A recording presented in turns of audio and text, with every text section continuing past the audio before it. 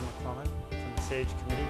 Today we're here with Bruce Marshall from the Emerson Swan Company, and he has a terrific product to show you, and it's something that can save money on your, save fuel on your boilers, today's boilers that are existing. That's the key. And so what I'd like to do again is introduce you. His name is Bruce Marshall, and we're going to be going through a PowerPoint presentation on this as well. So again, it's great to have you, Bruce, and thank you so much for being here. Thank you for inviting me. Oh, thanks. And what we do at this time is if we could just go forward with the PowerPoint presentation, so just bear with us for a minute.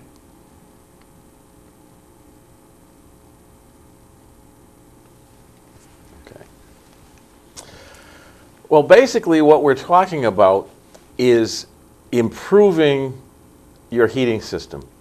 And we title this, the title there is part of a presentation that I do that's all about upgrading a heating system. So we're talking about high-tech equipment in low-tech homes.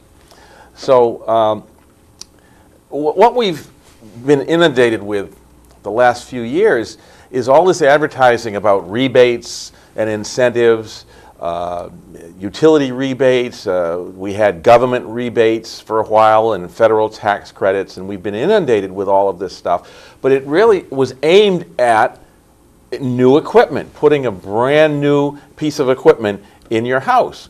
Well, not everybody can afford a new high efficiency boiler because you're looking at a pretty high price tag. So this is what we have out there. This is an example of an existing system, say a 5 to 15 or 20-year-old boiler. And can we make that more efficient? Absolutely, yes, we can. We can bring the level of efficiency for that boiler that's already existing, not quite to where a brand new high efficiency boiler is, but we can get close to it. And one of the ways that we do this is by adding some intelligence to that boiler. That boiler, that existing boiler, is a dumb boiler.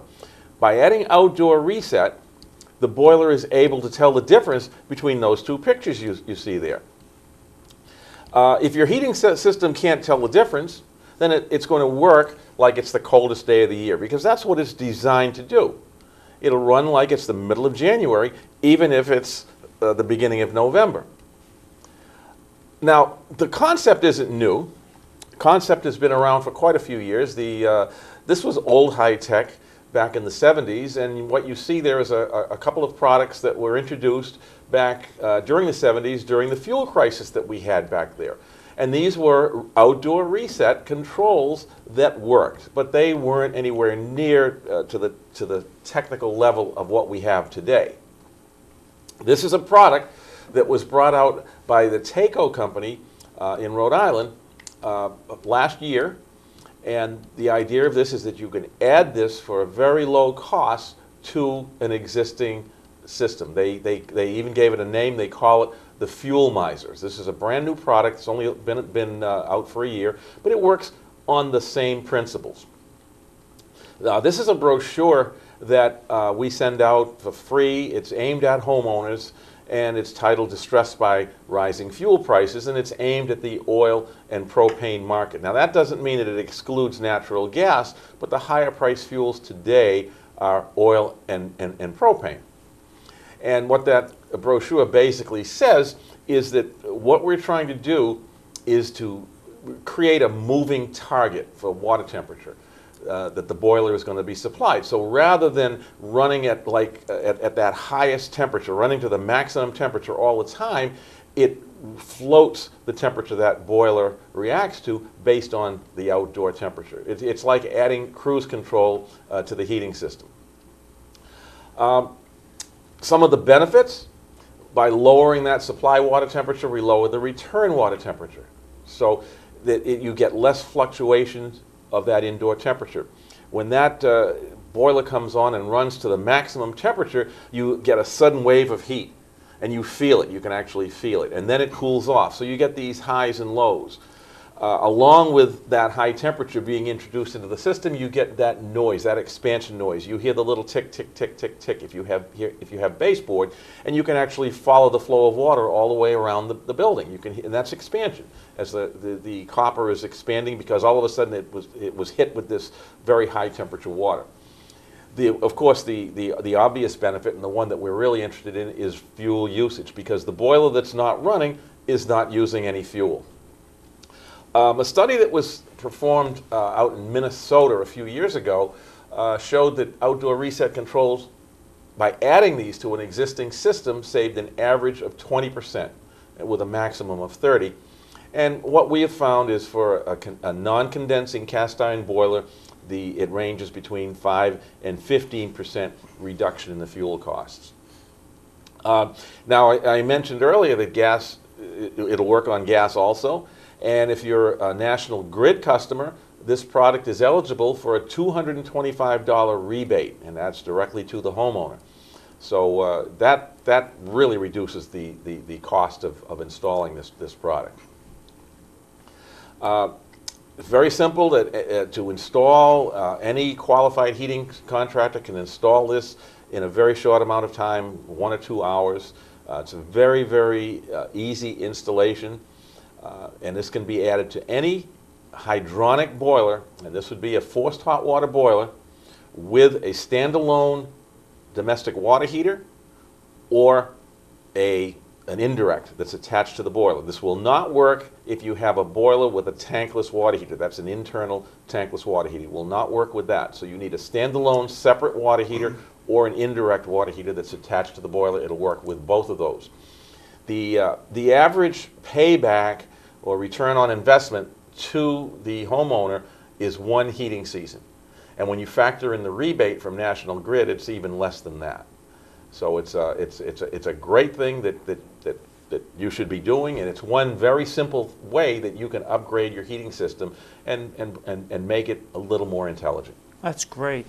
Just a quick question regarding the time of installation for a contractor. Do you have a normal time frame of how long it usually takes? A couple of hours? 1 to 2 hours would be average.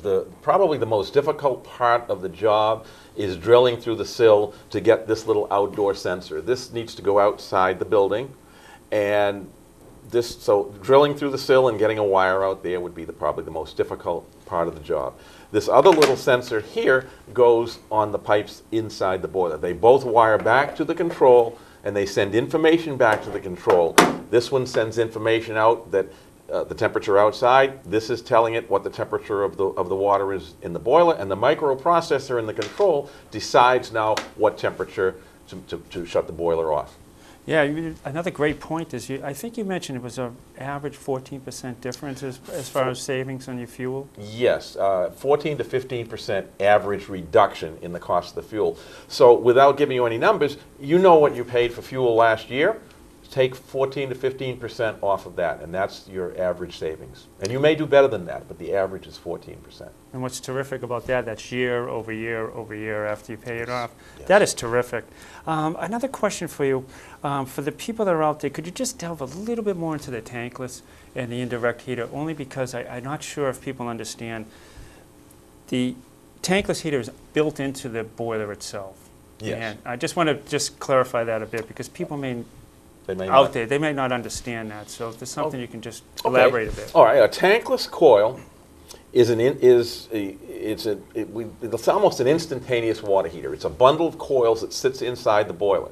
Now, in order to make that work, the boiler must maintain temperature 24 hours a day, 7 days a week. It has to maintain a fairly high temperature, 160 to 180 degrees, just so you can turn on the tap and get hot water out of it. Wow. It's a very, very inefficient way to manufacture hot water, but it's also very inexpensive, and there's lots of them out there. This will not work with that, because if we lower that water temperature, and this will lower it down to as low as 140 degrees, you won't get any hot water out of your faucet, so it won't work with that.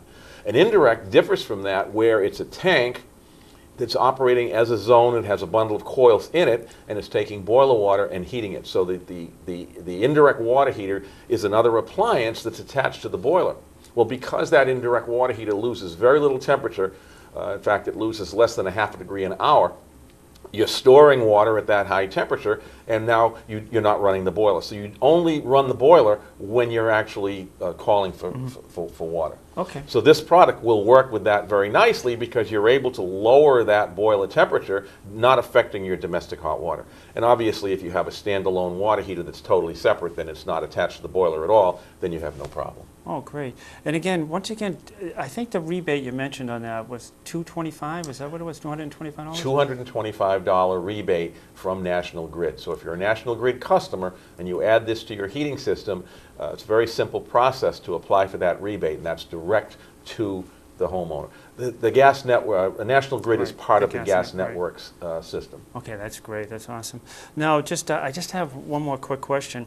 I know this is kind of unrelated, just going a little bit further, but if there's a boiler that's newer out there, say it's 5 years old or so, and they have maybe a tankless in there, is it something that they could maybe, if it's cost effective, go with this product and eliminate the tankless and put an indirect storage water heater in there or something to that effect? Is that something where you'd have to weigh the options to go to a new condensing equipment for gas or a new oil boiler with a indirect heater? Where would we come in on that? Where do you think it might be appropriate for people to look at to weigh, apples and apples, to compare apples and apples? That obviously would be a lot lower cost than an entirely new boiler. So somebody that has a boiler and a tankless water heater, keep in mind that they are burning fuel 12 months out of the year, 7 days a week, 24/7. In the middle of the summer, that boiler can come on just to keep that water temperature high. Right. So the indirect, obviously, it's going to be a fairly expensive job to install, Right. but you do it once. And the savings happen almost immediately because, again, the boiler is not running 24/7 anymore. The boiler is only running on demand when you're actually using water. And if you're not using any water, the boiler's not running.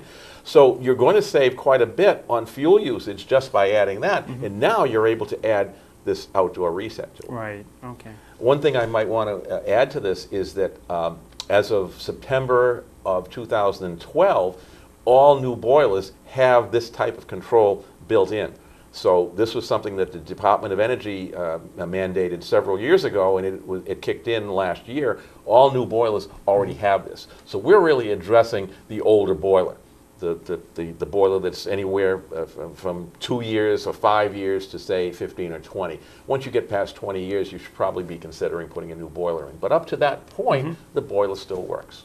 And what's good about that, if people maintain their boilers, it's pretty important to do that for yearly updates. Oh, extremely important. And maintenance. And if you do that and you add this, it's just a win-win for everybody involved. Is there anything else you'd like to add? Or? Well, if you can give us a call at our 800 number, or you can get more information by going to our website at www.emersonswan.com. There's a tremendous amount of information in there about all the products that we sell, and you could go right to the TACO website and get information, or call us, and we'll be happy to talk to you. That's great. Well, what I neglected to mention was Bruce is one of the foremost heating experts in the country, and he does a lot of work with TACO as well. And I was just tickled that he was able to join us today just to give you an informative update as to what's out there. And it's pretty cost effective. So once again, my name is Gerard McClellan, and I'm from the S.A.G.E committee. And I'd like to thank you very much, Bruce, for coming in to speak with us. Thank you for inviting me. Very much appreciated. Well, thank you again, and have a great day.